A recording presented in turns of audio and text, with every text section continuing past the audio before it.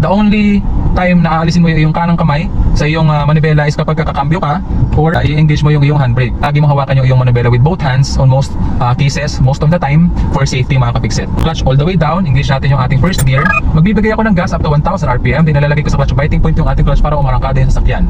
Bibitawan ko na siya pag 10 km per hour na yung takbo ng ating sasakyan all the way up, dahil hindi na tayo mamamatayan ng makina at this point. Okay? So paano pahintuin yung sasakyan mga kapiksit?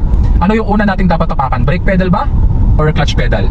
So dahil medyo mabagal yung ating takbo, 10 kilometers and below mga kapiksit, ang unang-una nating tatapakan is yung clutch pedal. Clutch all the way down, then progressive braking. Tatapakan natin yung ating preno, progressive braking hanggang makahinto yung ating sasakyan on a smooth manner mga kapiksit. At kapag nakahinto na, habang nakatapak ka pa sa iyong clutch all the way down, ilipat mo yung shift knob sa neutral para mabitawan mo na yung iyong clutch all the way up. Okay? Then now, habang nakatapak ka sa iyong brake pedal, pwede mo nang i-engage yung iyong handbrake. Ayan, para mabitawan mo yung iyong foot brake.